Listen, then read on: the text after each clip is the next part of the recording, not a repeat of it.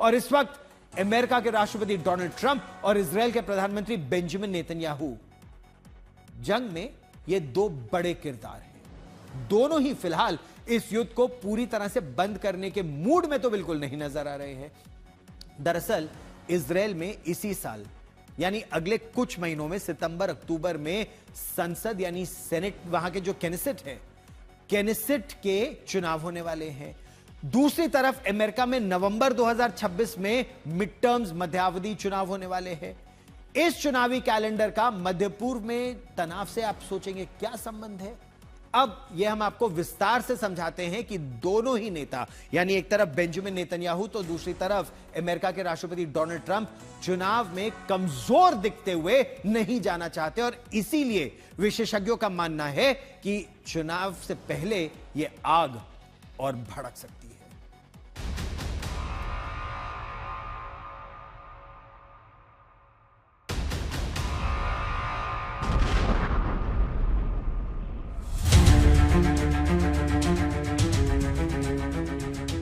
Oman और Qatar के रास्ते वाशिंगटन और तेहरान के बीच जंग को पूरी तरह रोकने के लिए समझौता अब तक नहीं हुआ है।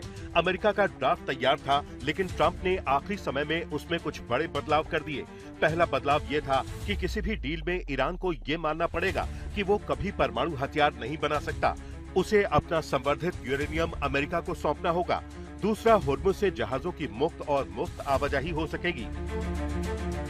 ट्रंप ने CNN को कोसते हुए लिखा कि वो ये दावा करता है कि ईरान के साथ डील में परमाणु मुद्दे की बात ही नहीं है। ट्रंप ने कहा कि डील पूरी तरह से इसी मुद्दे पर है कि ईरान कभी परमाणु हथियार नहीं बना सकता। इसके कुछ ही घंटे बाद ट्रंप ने एक और पोस्ट किया। उसमें लिखा, ईरान सच में एक अच्छी डील चाहता है। जो अमेरिका और जो उसके साथ हैं, उनके लिए अच्छी डील होगी। ट्रंप अपने विरोधी दल डेमोक्रेटिक पार्टी के साथ साथ अपने ही दल के कुछ रिपब्लिकन्स को देश विरोधी बताते हैं। वो कहते हैं कि उनकी नकारात्मक बातों से उनके लिए अपना काम और बातचीत को आगे बढ़ाना मुश्किल हो रहा है। ट्रंप कहते हैं कि उन्हें कोई ये ना बताए कि वो जल्दी करें या धीरे चलें या युद्ध करें या नहीं। वो आराम से बैठें, अंत में सब ठीक होगा। ट्रंप के इस पोस्ट में गौर करने वाली बात यह है कि वो अमेरिका और अमेरिका का साथ देने वाले यानी नेतन्याहू की बात करते हैं। अगर गौर से देखा जाए तो ये दोनों ही नेता अपने अपने देश में चुनावी अग्नि परीक्षा से गुजरने वाले हैं। इजराइल में इस साल अक्टूबर में चुनाव होने हैं। नेतन्याहू की लिकुड पार्टी की साख बेहद कमजोर हो चुकी है। जोड़ तोड़कर चल रही उनकी सरकार चुनाव में उतरी तो शायद वापसी न हो, क्योंकि विपक्ष लगातार मजबूत हो रहा है।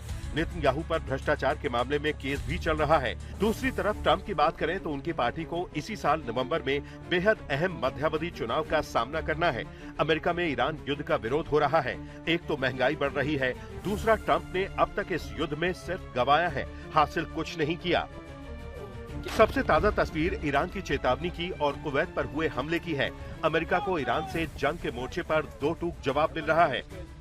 यही वजह है कि ट्रंप ईरान के साथ डील में अपनी शर्तों को सख्त करते जा रहे हैं, ताकि वो ये दिखा सकें कि उन्होंने ऐसी डील की है जो ओबामा के साथ हुई डील से ज्यादा अच्छी है। लेकिन ईरान उनकी शर्तों के आगे झुकने को तैयार नहीं। 39 दिन की जंग में इजराइल अमेरिका के साझा हमलों के बावजूद वो अब भी अमेरिकी बेस को निशाना बना रहा है। होर्मुज को अब भी बंद कर रखा है। लिहाजा ट्रंप युद्ध से समझौता कर निकलने के बजाय उसे खींचते जा रहे हैं।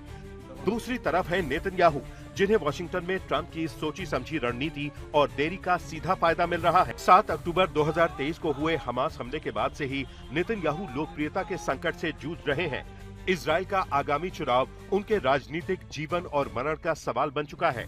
यही वजह है कि वाशिंगटन की कूटनीतिक अनिश्चितता के बीच नेतन्याहू ने लेबनान में हिजबुल्लाह के खिलाफ अब तक का सबसे बड़ा और गहरा सैन्य अभियान छेड़ दिया है।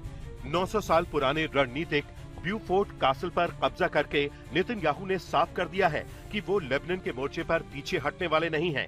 इतना ही नहीं, इजराइल गाजा पट्टी के लगभग 70% से ज्यादा हिस्से पर स्थायी या दीर्घकालिक सैन्य नियंत्रण की तैयारी कर चुका है।